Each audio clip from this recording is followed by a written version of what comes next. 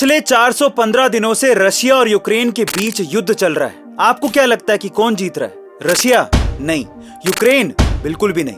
इस युद्ध में सबसे ज्यादा फायदा अमेरिका को हो रहा है। अमेरिका में मौजूद ऑयल कंपनियों ने रशिया यूक्रेन युद्ध के चलते अब तक $200 बिलियन का मुनाफा कमाया है और ये कंपनियां अभी भी इस युद्ध का फायदा ले रही हैं। अमेरिकी ऑयल कंपनी एक्सॉन मोबाइल ने पिछले साल अकेले $56 बिलियन का प्योर मुनाफा कमाया था। ये सभी ऑयल कंपनियां दूसरे देशों की बर्बादी से अमीर होती जा रही और युद्ध में मरने वाले लोगों से मुनाफा कमा रही।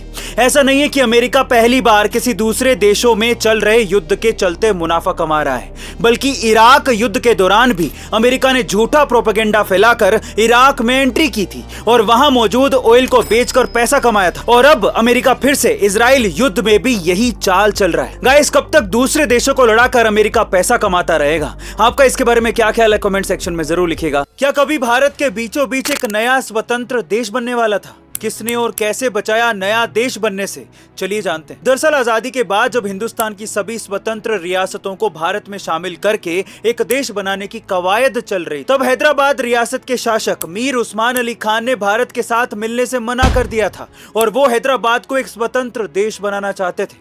अगर ऐसा हो जाता तो भारत के अंदर ही एक नया देश बन जाता और तब सरदार पटेल ने कहा था कि अगर हैदराबाद स्वतंत्र देश बन गया तो इससे भारत का बड़ा हिस्सा भारत से अलग हो जाएगा। इसलिए उन्होंने पंडित नेहरू से हैदराबाद रियासत को भारत में शामिल करने के लिए सेना का इस्तेमाल करने को कहा था, लेकिन नेहरू ने मना कर दिया। पर सितंबर 1948 में जब प्रधानमंत्री नेहरू यूरोप दौरे पर गए तो इधर भारत में नेहरू की जगह एक्टिंग प्रधानमंत्री के तौर पर सरदार पटेल ने हैदराबाद को भारत में शामिल करने के लिए ऑपरेशन पोलो चलाया, जिसमें सिर्फ 5 दिनों के अंदर ही भारतीय सेना ने हैदराबाद में तिरंगा फहरा दिया और हैदराबाद को भारत का हिस्सा बना लिया गया। तो गाइस, अखंड भारत के सपने को पूरा करने के लिए सरदार पटेल और हमारी भारतीय सेना के लिए एक हाथ तो बनता है। हमारे भारत देश में एक ऐसा अनोखा बैंक है जिसमें पैसों का लेन देन नहीं होता। इस बैंक में ना तो कोई रुपए जमा करवाए जाते हैं और ना ही रुपयों का लोन मिलता है, लेकिन फिर भी इस बैंक में लाखों लोगों ने खाता खुलवा रखा है। अब ऐसा क्या है इस बैंक में और लोगों ने यहाँ पर खाता क्यों खुलवा रखा है? यह है उत्तर प्रदेश के बनारस में मौजूद श्री राम रमापति बैंक, जो पिछले 95 सालों से राम नाम में कार्यरत है।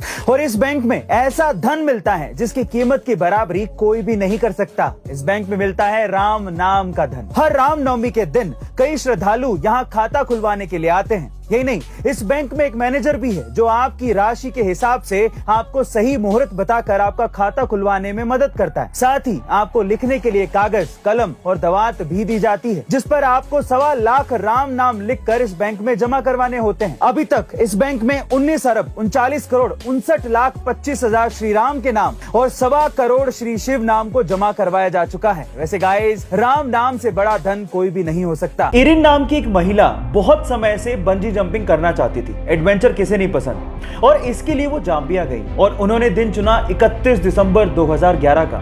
लेकिन जिस नदी के ऊपर से वो बंजी जंपिंग करना चाहती थी, उस नदी में बहुत सारे मगरमच्छ थे।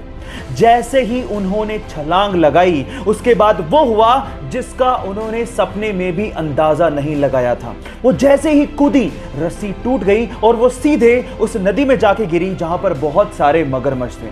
नदी का बहाव बहुत तेज था, लेकिन उस बंदी ने हार नहीं मानी और जैसे तैसे करके पत्थरों से टकरा टकरा के वो किनारे तक पहुंची और अपनी जान बचाई। कभी कभी एडवेंचर हमारे लिए लेने के देने कर देते हैं, लेकिन इस महिला की जाबाजी के लिए 1 लाइक तो बनता है।